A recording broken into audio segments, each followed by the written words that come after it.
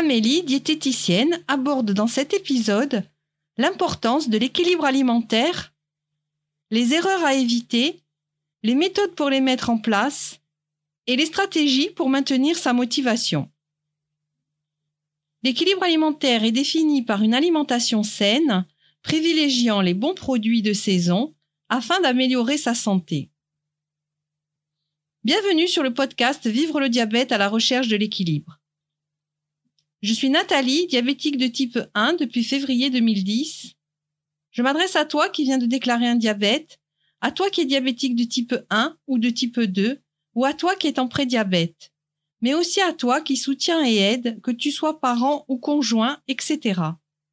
Je m'adresse également à toute personne désireuse de savoir ce qu'est le diabète vu par une patiente diabétique. Je te laisse maintenant avec l'épisode du jour.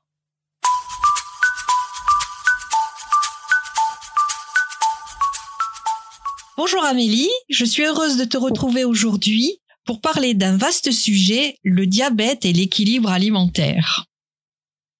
Bonjour.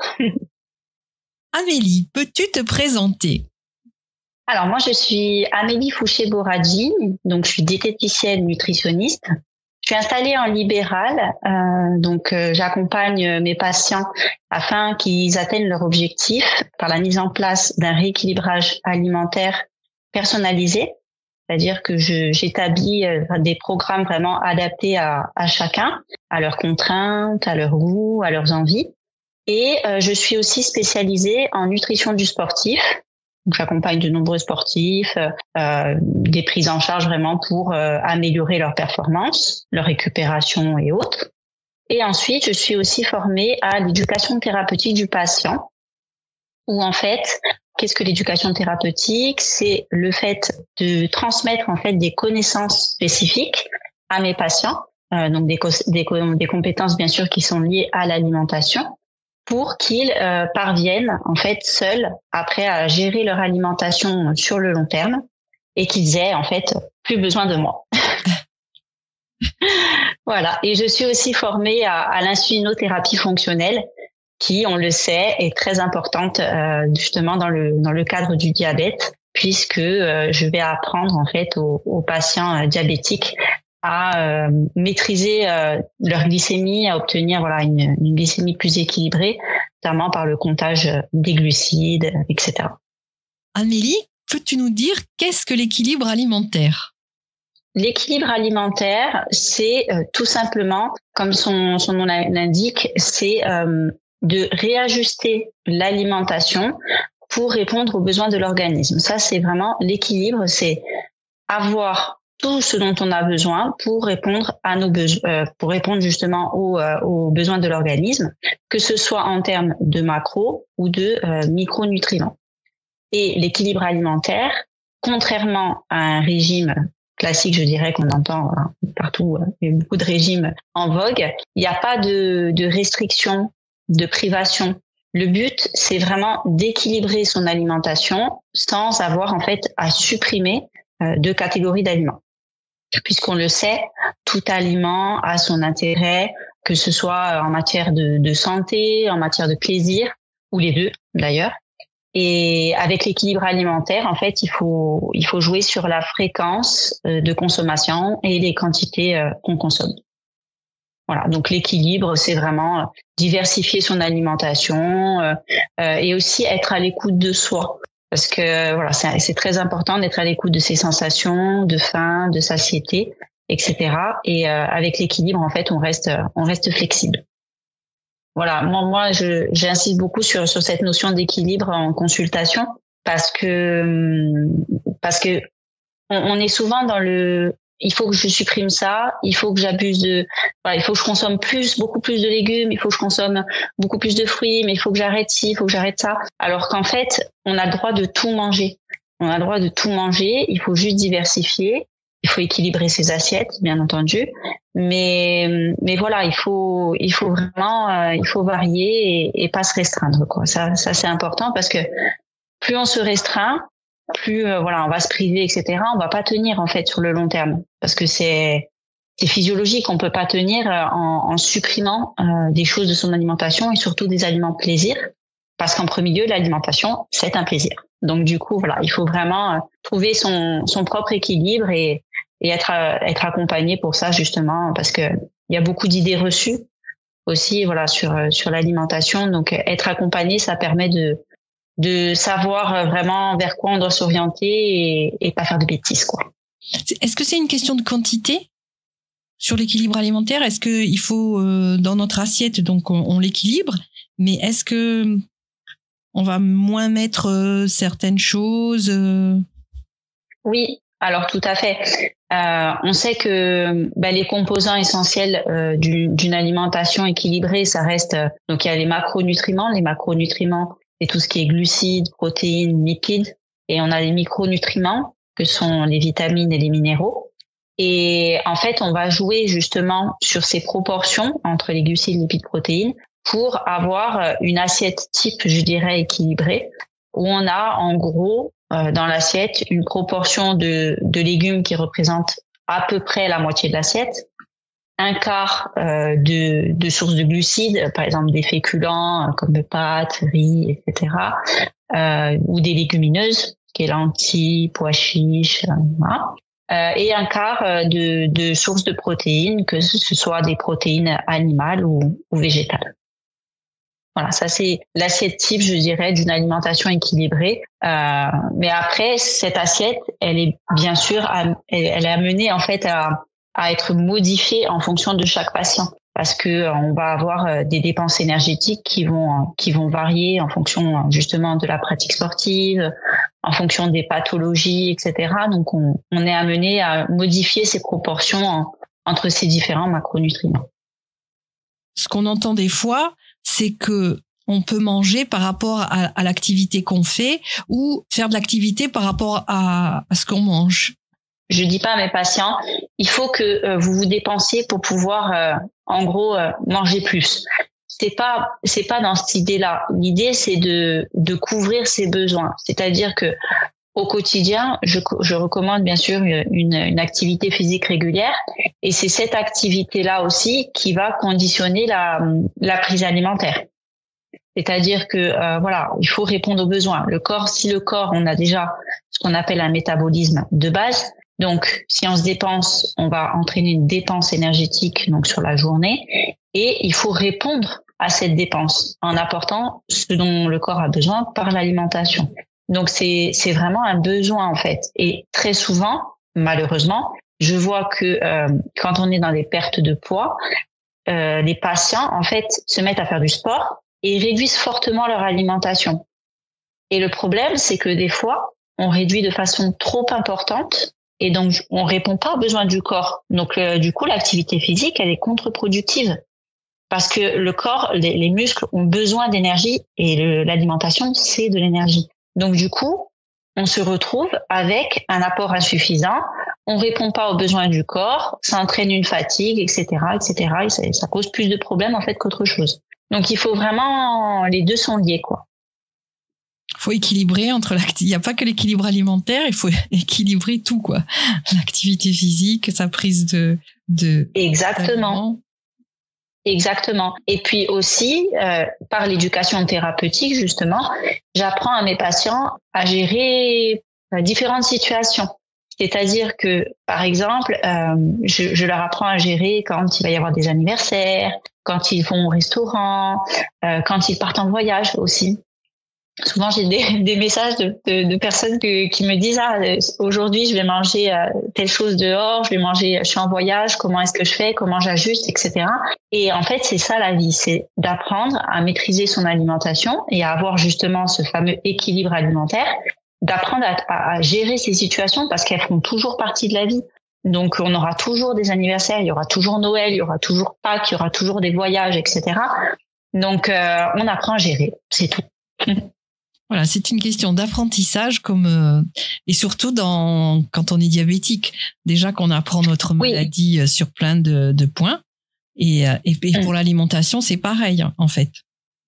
C'est ça, tout à fait.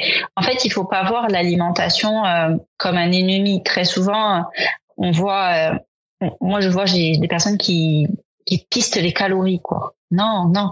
On ne doit pas pister, on ne doit pas se dire, ah, ça, c'est moins calorique. Il faut vraiment jouer sur les quantités et sur la qualité des produits qu'on choisit. Parce que dans le corps, les calories ne se valent pas. Donc, du coup, il faut arrêter de se fier aux calories et vraiment jouer sur le choix des aliments et bien choisir ces aliments, des aliments de qualité, manger de saison, manger de proximité si on le peut. Mais voilà, c'est vraiment l'idée, c'est ça en fait, c'est de s'écouter, de répondre à ses besoins, d'équilibrer et de jouer sur la qualité. Et souvent, on parle d'indice glycémique des aliments. L'indice glycémique, en fait, qu'est-ce que c'est? C'est la façon dont votre glycémie, donc la glycémie, c'est le taux de sucre dans le sang, va augmenter suite à la consommation d'un aliment en particulier. C'est-à-dire que on a une référence qui est le glucose, justement, qui fait augmenter la glycémie 100%, c'est la base, en fait. Qui a un indice glycémique de 100%. Et ensuite, on va regarder de combien la glycémie augmente quand on consomme un autre aliment, quand on va consommer des chips ou des pâtes ou un fruit, etc. Et en fait, la façon dont la consommation de cet aliment augmente la glycémie permet de le classer justement en indice glycémique élevé, indice glycémique moyen et indice glycémique bas. Et en fait, cet indice glycémique, il va vraiment varier selon plein de critères qui sont vraiment à prendre en compte. Donc, ça va varier selon si l'aliment va être composé plus de glucides simples ou de glucides complexes. Qu'est-ce que c'est les glucides simples? C'est tout ce qu'on va trouver, par exemple, c'est le lactose, donc qu'on trouve dans le lait, les produits laitiers, dans les fruits. Donc le fructose, ça va être le sucre qui est ajouté dans les gâteaux industriels, etc., le saccharose. Ça, c'est des glucides simples. Les glucides complexes, c'est tout ce qui est féculent, donc les pâtes, le riz, pommes de terre, quinoa, etc. Et les légumineuses, les lentilles, les pois chiches, haricots blancs, haricots rouges, tout ça. Donc, en fait, cet indice glycémique, il va varier déjà en fonction de ça. Et il va varier aussi en fonction de la présence de fibres. Il va être diminué si jamais on a des fibres dans son assiette. Par exemple, c'est pour ça que je conseille toujours d'associer des féculents aux légumes. Parce qu'en fait, les légumes, donc les fibres contenues dans les légumes, vont modifier la façon dont le glucide, le féculent, en fait, va être absorbé. Et ça va diminuer l'indice glycémique global du repas. Et donc, c'est profitable. Parce que ça stabilisera mieux la glycémie. Et après, il y a également d'autres choses qui sont à prendre en compte, comme le fait de prendre justement un aliment riche en sucre de façon isolée ou de le prendre mélangé au bol alimentaire, par exemple en fin de repas. La cuisson aussi va jouer sur l'indice glycémique. Par exemple, des pâtes al dente vont avoir un indice glycémique plus bas que des pâtes qui ont cuit très longtemps. Alors, il y a plein de choses en fait qui peuvent modifier cet indice glycémique global en fait de l'aliment. Plus on modifie l'aliment, plus l'index glycémique augmente en fait. C'est ça, tout à fait. Et il faut pas oublier que en fait, plus l'index glycémique est élevé, donc on va avoir un pic de glycémie. Derrière, on va avoir donc forcément une sécrétion d'insuline, donc par le pancréas. L'insuline, son rôle, c'est justement de rediminuer cette glycémie. Donc elle va la faire diminuer, mais souvent de façon trop rapide. Donc c'est là qu'on chute en hypoglycémie et que on risque d'avoir des fringales sucrées et d'autres désagréments, notamment pour les patients diabétiques où voilà, c'est quand même assez risqué entre guillemets de descendre trop bas au niveau de la glycémie et il faut surveiller tout ça. D'accord, ce qui veut dire qu'en fait, en mangeant, par exemple, un plat de pâtes assez conséquent, pas al dente, avec beaucoup, enfin très très cuit, donc on va sécréter de l'insuline. Alors pour les personnes qui sécrètent encore de l'insuline, par exemple, oui. Voilà, soit les diabètes de type 2, soit les personnes qui sont pas diabétiques. Et du coup, vu que on sécrète beaucoup d'insuline, on risque de faire comme une hypo quelques heures plus tard. Oui, en fait, le risque, c'est Après, ça dépend aussi de l'activité physique. Mais bon, je vais pas rentrer dans les détails parce que si on fait une activité physique, le sucre va être utilisé par l'organisme et la modulation en fait n'est pas la même au niveau de la glycémie. Mais bref, sans activité physique, oui, le risque c'est ça, et c'est pour ça que lorsqu'on prend par exemple un petit déjeuner très sucré, exemple du pain blanc avec de la confiture, jus d'orange, là on est vraiment sur un petit déjeuner hyperglycémiant. On va faire un pic dans la matinée et bizarrement, on se retrouve à avoir une fringale vers 10h30, 11h. C'est tout simplement parce que justement, la glycémie a rechuté et que le corps redemande du sucre. C'est pour ça qu'on a une fringale en fin de matinée. Alors, tu as parlé des différents sucres, le saccharose, le lactose. Est-ce qu'il y en a d'autres sur quel aliment Bien sûr, des sucres, on en trouve de partout, j'ai envie de dire maintenant. Donc, il faut vraiment veiller à surveiller les étiquettes. Et d'ailleurs, aussi, j'apprends à mes patients à lire les étiquettes parce que c'est compliqué, parce qu'il y a énormément de sucres différents. Donc, il faut vraiment tout vérifier, en fait, parce qu'il y en a ajouté de partout. Là, récemment, j'ai vu que dans des fromages, je ne citerai pas la marque, mais dans du fromage, il y avait du sucre ajouté. Il y en a justement dans les sauces industrielles à paquet. Il y en a vraiment un peu de partout, donc il faut vraiment surveiller et voir parce que ça porte différents noms. Alors il peut y avoir juste marqué sucre, il peut y avoir marqué glucose, il peut y avoir marqué sirop de glucose, ça peut être maltodextrine, ça peut être dextrine, ça peut être isomalt. Enfin, il y a vraiment plein de termes qui qualifient au final du sucre et qui est pas bon pour la santé, quoi. Donc, il faut vraiment faire attention à ça. Oui, c'est des sucres cachés, en fait. C'est ça, tout à fait. C'est des sucres cachés et il y en a un peu de partout, malheureusement. Et donc, ça habitue, en fait, le corps au goût du sucre. Et on sait que le sucre est une drogue, hein, réellement. Et après, c'est difficile de s'en séparer. Donc, c'est vrai que ça devient de plus en plus compliqué parce qu'il y a de plus en plus d'aliments transformés. Et les aliments transformés contiennent beaucoup de sucre et les plats préparés, etc. J'en parle même pas parce que ils en ajoutent beaucoup. Et justement, y a-t-il des exemples de substituts sains pour ces aliments qui ont du sucre, quoi, oui, à haute teneur en sucre ou en gras? Oui, bien sûr. Et il existe beaucoup de substituts, donc et puis de plus en plus, je trouve, qui voient le jour, parce que je trouve que les gens s'intéressent de plus en plus à l'alimentation, et c'est une bonne chose, je suis contente. Et du coup, on voit de plus en plus de substituts, par exemple, pour le sucre blanc, le sucre classique, je dirais. Il y a tout ce qui est donc pour les patients diabétiques, je vais recommander de se tourner vers des édulcorants naturels. Donc par exemple le xylitol ou l'érythritol, je suppose que tu connais. Oui, je suis pas fan, je te dis rien. Ouais, au niveau de quoi, du goût? Non, enfin moi je pense qu'en fait il faut plutôt ne pas en mettre plutôt que de mettre un substitut. Ah oui, alors. Tu vois, oui, bien sûr.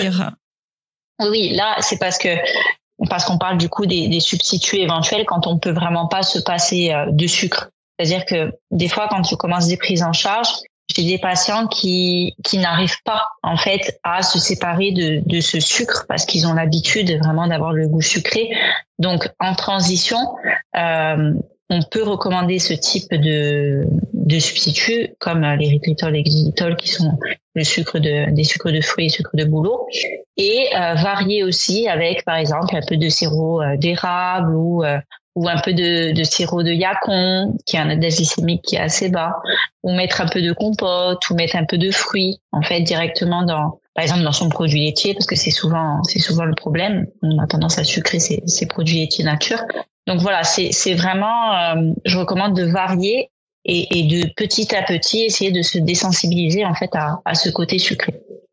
Après, par exemple, dans un gâteau, on peut mettre du sucre de fleur de coco, ce genre de choses. Moi, je trouve que ça marche bien, la fleur de coco. Alors, oui, le sucre de fleur de coco fonctionne, mais là encore, voilà, il faut jouer sur la quantité qu'on va consommer. Mais oui, c'est un bon substitut pour le sucre blanc. C'est un bon substitut pour le sucre blanc. Mais on varie, en fait. Il faut varier. Donc, on peut faire un gâteau avec du sucre de coco. Si on a envie, on varie, on se fait un banana bread, justement, avec des bananes comme sucrant. On peut mettre, par exemple, faire un gâteau aux pommes avec un peu de sirop d'érable. Voilà. L'idée, c'est ça. Oui, puis toujours pareil, c'est une question de quantité. Tout à fait. Et puis de plaisir, quoi. On va pas en ce qui concerne les personnes, diabétiques et pas que diabétiques, hein, parce qu'en fait, l'équilibre alimentaire et puis le fait de faire attention, plus ou moins, hein, de pas manger de gâteau tous les jours, quoi. On se fait plaisir. Combien? Une fois par semaine, plus? Mais là encore, ça va dépendre de chacun, de l'équilibre et de l'activité. Mais oui, bien sûr qu'on peut se manger un gâteau, surtout s'il est fait maison, hein, même 2 fois par semaine, il n'y a aucun problème. À partir du moment où on reste dans les clous justement au niveau de son apport glucidique journalier, il y a aucun souci, hein, bien sûr. Et là, pareil, on va orienter nos choix de farine. Oui. Donc on va éviter la farine blanche raffinée, etc. Voilà, on travaille vraiment sur les choix d'aliments pour pouvoir se faire plaisir. Justement, tu étais en train de dire, est-ce qu'il y a un nombre de glucides par jour à respecter? Alors ça, pareil, ça va dépendre de chacun. C'est relatif au poids, en fait, le nombre de glucides, mais on est environ sur à peu près 200 grammes. C'est compliqué parce que c'est vraiment rapport au poids de la personne. Oui. Voilà, c'est vraiment, ça peut varier, mais en moyenne, on est sur du 4 grammes par kilo à peu près de glucides. D'accord. C'est une bonne précision. Voilà. Ouais, en moyenne, c'est ça. Ça fait 200, on est dans les 200 grammes, 250, ça, par jour à peu près. Et il faut manger des glucides tous les jours. Ah oui. Ça, c'est très important. Il faut manger des glucides tous les jours. Alors, on peut à chaque repas. On peut manger des féculents le soir. Dieu merci, on peut manger des féculents le soir. Parce que c'est toujours l'idée qu'on entend. Voilà, il faut supprimer. Non.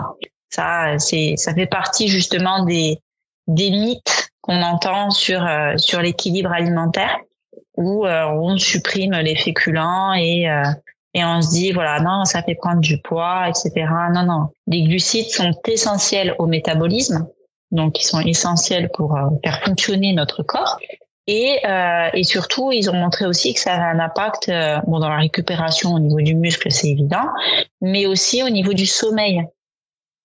Donc, du coup, les glucides sont nos amis. Oui, parce que beaucoup font des régimes, j'aime pas ce mot, mais bon, ça s'appelle comme ça, des régimes sans glucides. Voilà, est-ce que tu connais ces régimes? Et qu'en penses-tu?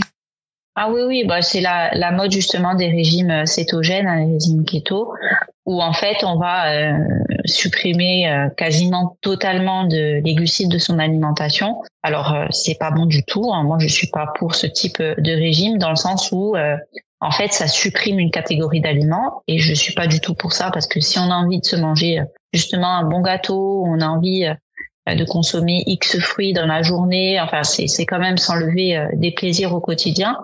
Et surtout, ça fonctionne pas sur le long terme. Ça fonctionne pas parce que justement, on va être invité, on va manger à l'extérieur, alors il faudrait se priver de tout. Et c'est pas une vie. C'est pas une vie. Et surtout, donc il y a le côté social qui est impacté, et il y a le côté santé aussi, puisque quand on met en place ce type de régime, en fait, par exemple, le régime cétogène, le but c'est que le corps utilise les corps cétoniques comme source d'énergie. Sauf que sur le long terme, ils ont montré que l'excès de lipides, donc l'excès de gras, parce qu'on consomme beaucoup de gras, l'excès de gras entraîne des fluctuations hormonales, des dérèglements hormonaux, etc. Donc non, c'est pas quelque chose que je conseille. Et le jeûne intermittent? Alors, le jeûne intermittent, on en parle beaucoup. Souvent, on parle du modèle 16-8, donc en fait 16 heures de jeûne et 8 heures de prise alimentaire, donc en sautant entre guillemets souvent le petit déjeuner. Alors, il peut convenir à certaines personnes, mais pas à d'autres. C'est-à-dire, moi j'ai tendance à conseiller de petit déjeuner le matin et notamment de s'orienter vers un petit déjeuner salé qui est beaucoup plus protéiné, rassasiant et qui permet de maîtriser un petit peu les envies de sucre qu'un petit déjeuner sucré. Mais il y a des personnes, j'ai des patients qui ne supportent pas manger le matin, qui au contraire le fait de manger le matin va en fait ou leur ouvrir l'appétit. Voilà. Pour ce type de personnes, je vais vraiment, en fait, on met naturellement en place un jeûne intermittent puisqu'ils ne petit déjeunent pas le matin. Mais sans se rendre compte, ils font un jeûne intermittent. Donc c'est vraiment dans ce cadre-là et c'est pas quelque chose que je conseille pour perdre du poids. Ça ne fonctionne pas pour perdre du poids. Donc voilà, c'est vraiment au cas par cas et selon les propres sensations de chacun. Et justement, quelles sont les erreurs les plus fréquentes que font les patients? Alors, les erreurs par rapport à l'alimentation, vraiment? Oui, voilà, quand ils mettent en place un équilibre alimentaire ou avant de mettre en place. Souvent, ils disent, moi, je connais pas mal de gens qui disent oui, mais je mange équilibré et en fait, ils veulent perdre du poids. Alors, c'est dans le cadre de perdre du poids et ils n'y arrivent pas parce que je sais pas, est-ce qu'ils font des choses qu'il ne faut pas? Oui, alors oui, en effet, la première chose que je recommande, c'est d'être accompagné pour avoir les bonnes infos parce que en fait, il y a trop d'infos. Il y a des infos justement sur la collègue elle m'a dit ça, j'ai vu ça sur les réseaux sociaux, j'ai vu ça sur internet, j'ai lu ça sur un bouquin. Voilà, il y a trop d'infos et on peut vite être perdu et ne pas savoir quoi faire. Donc c'est vrai que être accompagné, moi très souvent, j'ai des patients qui me disent non mais c'est bon, je sais comment bien manger. Et après ils se rendent compte qu'en fait pendant le bilan nutritionnel ils se disent ah oui non ça en fait ça va pas, ça va pas, ça il faut modifier, etc. Donc il y a beaucoup d'erreurs et voilà, les plus typiques c'est vraiment on enlève les féculents, on se restreint de façon excessive. On va aussi, par exemple, supprimer sa consommation d'huile. J'ai des fois entendu dire non, l'huile ça fait grossir, on n'ajoute pas d'huile dans ses plats. Ça peut être le saut de repas. Alors moi je compense. Ce midi j'ai fait un excès, donc ce soir je saute le repas. C'est mauvais. Ça on fait pas. Il faut que je supprime de mon alimentation la banane par exemple parce que la banane ça fait grossir. Il faut que je supprime le chocolat, etc. Non. Il n'y a rien à supprimer. Tout a sa place dans une alimentation équilibrée. Et voilà, il faut pas se laisser aussi trop tenter par des nouveaux produits qui voient le jour. Je pense notamment aux produits sans gluten. Il y a de plus en plus d'intolérance au gluten. Et voilà, c'est des produits qui sont très transformés et je vois que on a tendance à aller vers ça en disant que c'est meilleur pour notre santé parce que c'est ce qu'on nous donne comme information en fait, alors que c'est pas le cas forcément. Sauf pour les personnes qui ne peuvent pas manger de gluten. Alors oui et non, dans le sens où les personnes qui ne mangent pas de gluten, nous on met en place justement des aliments qui contiennent naturellement pas de gluten. D'accord. Parce qu'il y a plein d'aliments qui ne contiennent pas de gluten, donc on va choisir ces aliments-là, tout simplement. Par contre, les produits sans gluten, c'est des produits qui ont été transformés. Et là, si on peut éviter, c'est mieux. Parce qu'en plus, c'est des produits qui sont très souvent à index glycémique haut. Justement, on en a parlé tout à l'heure. Donc, c'est des produits qui vont avoir tendance à faire augmenter la glycémie, si bien que j'ai de plus en plus de personnes qui se retrouvent diabétiques, en fait, qui sont cœliaques diabétiques. Je vois beaucoup de liens entre les deux. Oui, la maladie cœliaque et le diabète sont très copains. Oui, tout à fait. Malheureusement. On a beaucoup d'enfants diabétiques et cœliaques en même temps. Et ça se voit de plus en plus. Tout à fait. Donc, qu'est-ce qu'on doit mettre concrètement en place? Si tu peux nous donner des exemples de repas, d'assiettes, pour donner des exemples à nos auditeurs. Par exemple, ce qu'on va mettre en place, donc c'est déjà un plan personnalisé et adapté avec une assiette équilibrée. Par exemple, alors qu'est-ce qu'une assiette équilibrée? On va donner quelques exemples. Par exemple, on peut consommer une poêlée de crevettes avec du poireau et accompagner ça avec du riz complet. On peut faire des pâtes complètes avec du poulet sauté avec des poivrons. On peut très bien faire des salades, par exemple salade de pommes de terre avec du thon, des tomates, des haricots verts.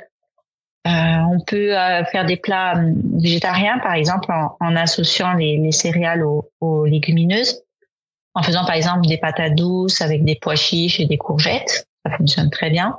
On peut très bien aussi faire, parce qu'on a souvent l'idée de l'assiette, féculents, protéines, légumes, etc.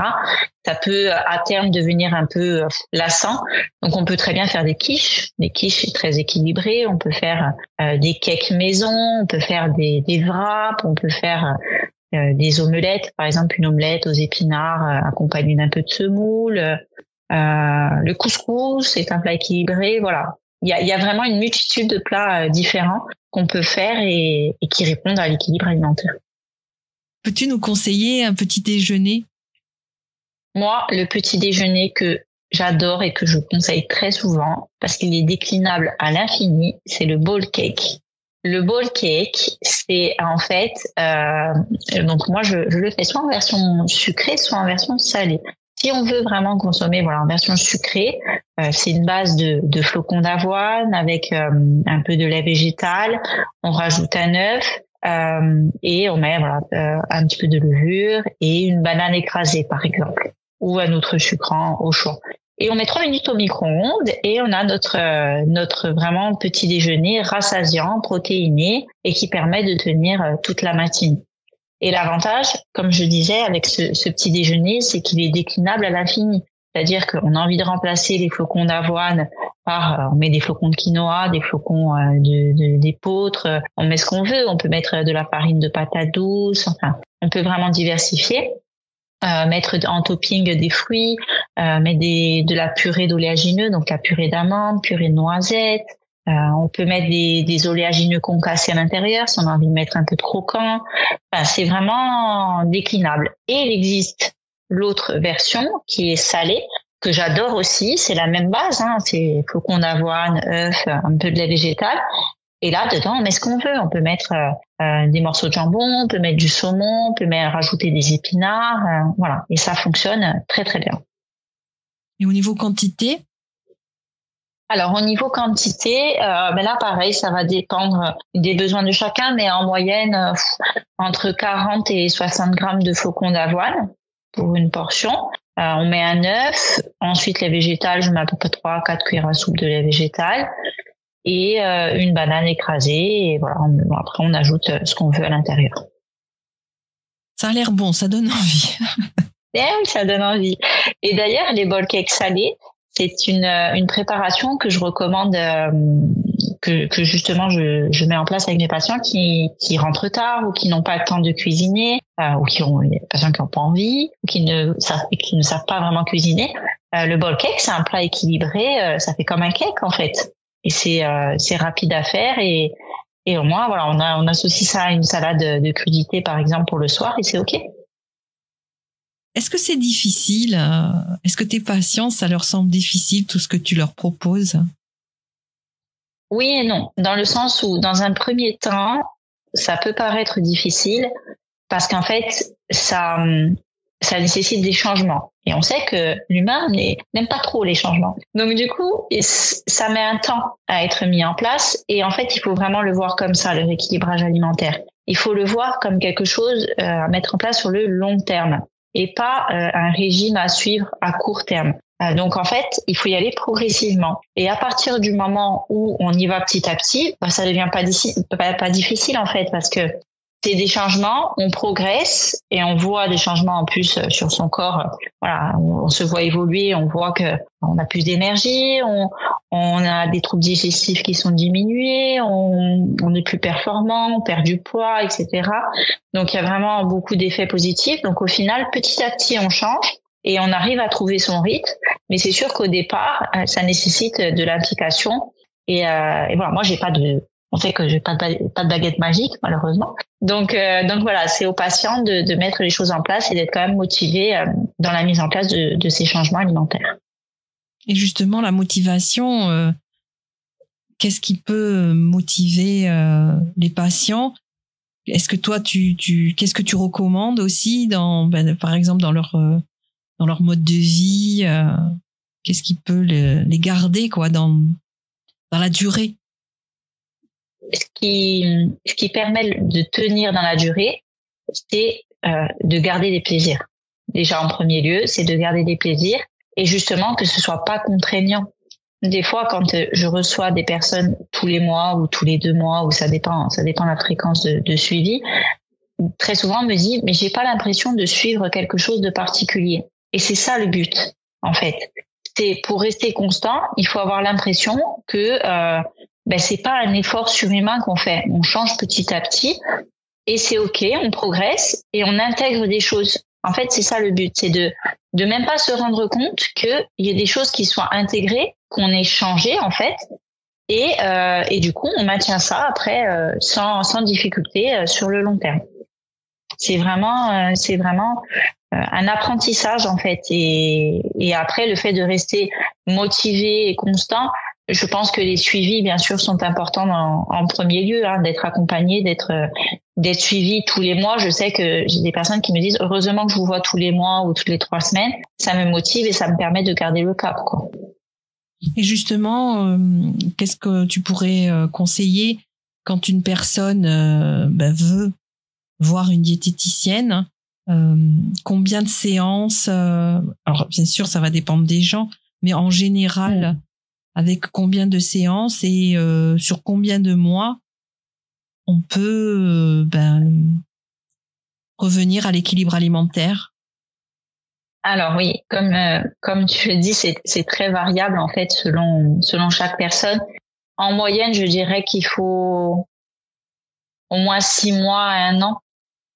Je dirais 6 mois à 1 an parce que après, des fois, j'ai des personnes en 2 suivis, donc en 3 mois, c'est terminé parce que voilà, il y avait quelques petites corrections à faire et que de suite ça a été mis en place et c'est ok. Mais des fois c'est beaucoup plus long parce qu'il y a d'autres choses à traiter aussi en parallèle. Il n'y a pas que l'alimentation, dans le sens où des fois pour atteindre certains objectifs, il faut travailler sur d'autres choses en parallèle. Donc je pense par exemple aux troubles digestifs. Donc il faut d'abord réguler les troubles digestifs. Il y a le côté aussi le côté sportif qu'il faut travailler.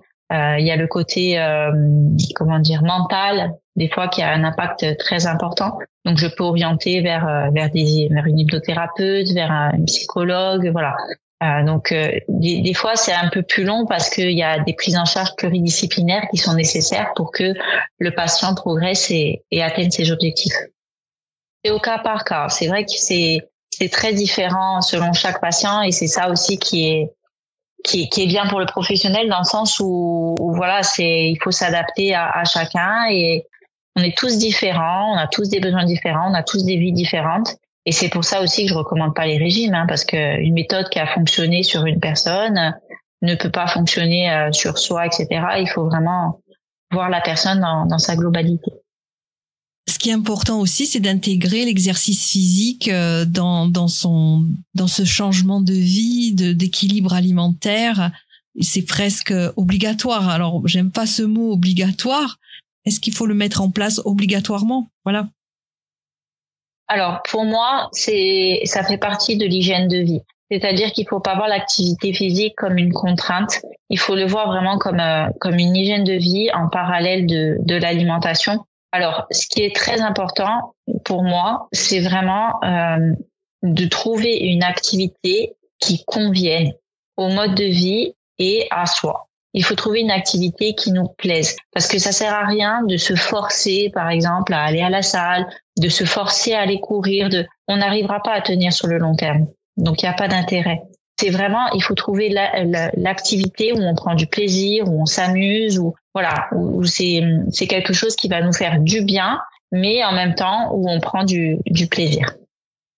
Ça, c'est très important. Et oui, bien sûr que pour moi, ça a c'est un rôle essentiel. On le sait que ça joue beaucoup dans le côté esthétique, c'est une évidence, mais surtout dans le côté mental. On sait que le sport permet justement d'éliminer tout le stress, de diminuer les taux d'anxiété, tout ça. Donc, c'est un rôle très important au niveau mental. On sait que le mental joue beaucoup dans la vie de tous les jours et aussi sur l'alimentation.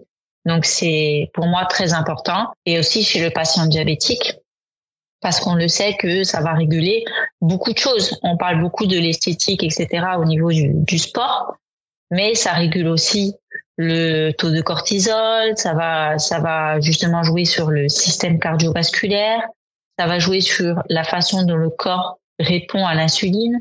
Donc sur beaucoup de choses en fait, pas uniquement sur le côté esthétique. Oui, puis ça va diminuer la glycémie. Voilà, c'est ça, tout à fait.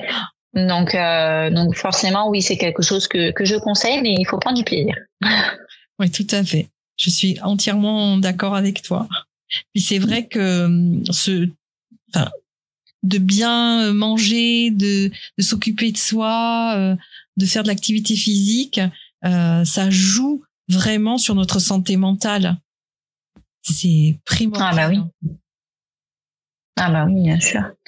Ça joue beaucoup parce que justement ça permet de tout réguler en fait.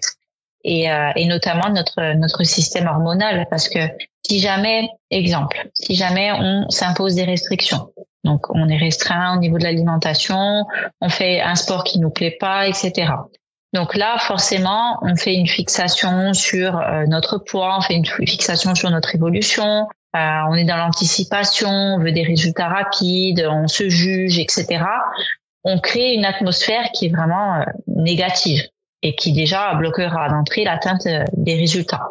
Donc forcément, on se restreint, donc on va pas être bien, ça impacte directement la santé mentale et après c'est un cercle vicieux.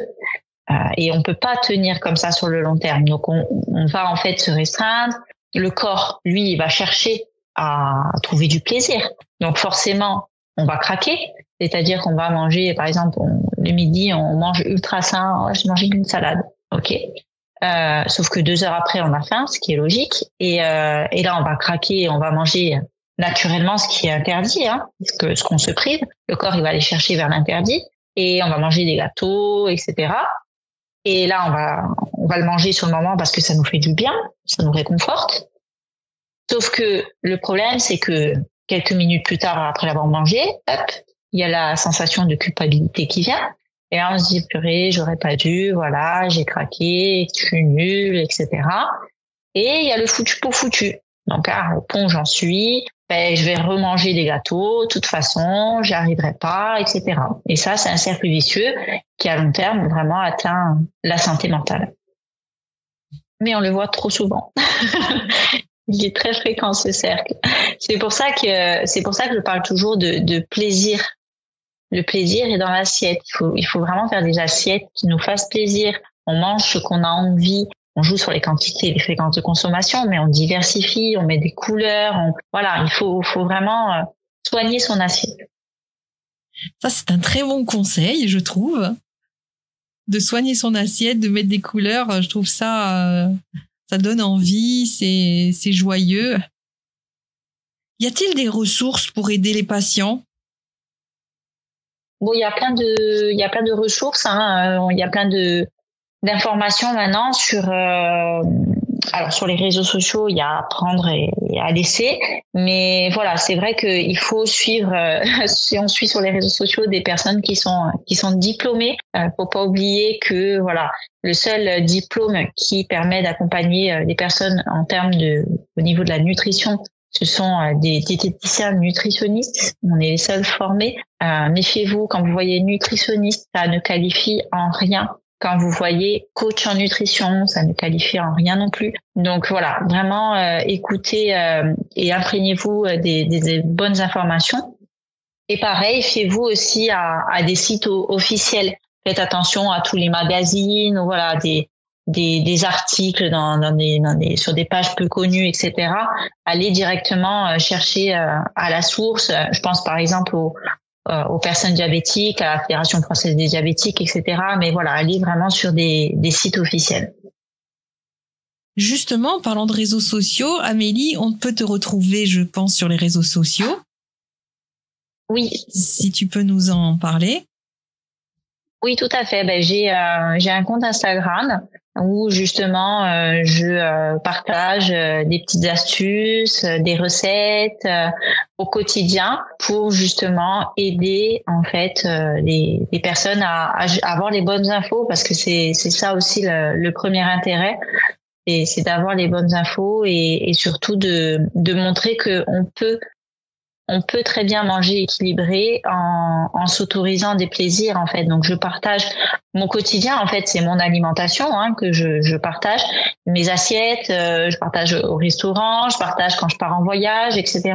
Et montrer que tout ça c'est ok et ça fait partie de l'équilibre alimentaire.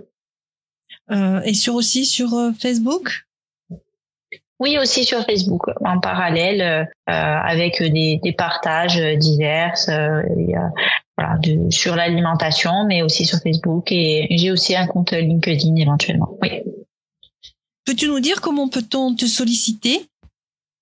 Alors, moi, c'est tout simple. On me contacte pour prendre rendez-vous, donc soit par téléphone, soit par mail, soit même par les réseaux sociaux. J'ai un cabinet sur Borgo où je consulte 2 fois par semaine, et je consulte aussi à distance, donc directement par téléphone. J'ai des patients parce que voilà, forcément il y a des patients qui peuvent pas se déplacer, j'ai des personnes aussi sur le continent, à l'étranger, etc. Par téléphone, ça simplifie des choses. Donc voilà, c'est différentes possibilités, mais vous pouvez me contacter, il n'y a pas de souci. Donc il y a des prises en charge qui peuvent être vraiment multiples, parce que très souvent on dit diététicienne nutritionniste égale perte de poids. Non, il y a vraiment différentes prises en charge. Je peux être sollicitée pour des pertes et des prises de poids. Je peux être sollicitée pour des adaptations spécifiques aux sportifs, étant donné que je suis aussi diététicienne du sport. Du coup, on peut adapter l'alimentation, améliorer les performances, ou pour un marathon, faire des préparations, etc. Je peux être sollicitée pour des allergies ou des intolérances alimentaires, justement du sans gluten, du sans lactose, etc. Je peux être sollicitée pour des troubles digestifs, donc on peut résoudre par l'alimentation des troubles digestifs, donc que ce soit ballonnement, constipation ou troubles autres. Des pathologies, donc on en a parlé, bien entendu le diabète, des maladies chroniques, des maladies inflammatoires chroniques de l'intestin, la maladie cœliaque, des insuffisances rénales, ou si on a un désordre biologique, tout simplement un bilan sanguin qui nécessite une modification au niveau de l'alimentation pour l'améliorer. Voilà, il peut y avoir vraiment une multitude de prises en charge possibles. Est-ce que les séances de diététique peuvent être remboursées? Oui, tout à fait. Tout à fait. Les mutuelles, de plus en plus de mutuelles remboursent une partie ou la totalité de la consultation diététique. Il y a un nombre exact de séances? Ça dépend des mutuelles. Il peut y avoir souvent c'est 3-4 séances par an. Après, j'ai des patients qui sont remboursés toute l'année. C'est vraiment selon les forfaits de chaque mutuelle. Est-ce qu'il y aurait un dernier conseil à nous donner? Alors, le conseil, ça serait, je dirais, se faire plaisir, adopter une certaine flexibilité dans son alimentation, écouter son corps, ses besoins, ses signaux, et être accompagné, si besoin, par un professionnel qualifié. Je te remercie sincèrement, Amélie, pour toutes ces précieuses informations, et j'en suis sûre aideront bon nombre de nos auditeurs. Au revoir à toutes et à tous, et prenez bien soin de vous. Avec grand plaisir. Au revoir. Je te remercie pour ton écoute. Si cet épisode t'a plu, que tu souhaites soutenir le podcast, je t'invite à le partager autour de toi, à t'abonner pour être averti du prochain épisode, à laisser 5 étoiles et un avis sur ta plateforme d'écoute. Tu as la possibilité aussi de me contacter, soit sur mon compte Instagram, soit par email que tu trouveras dans les notes du podcast. Je te dis à très vite pour un nouvel épisode de Vivre le diabète à la recherche de l'équilibre. Prends bien soin de toi.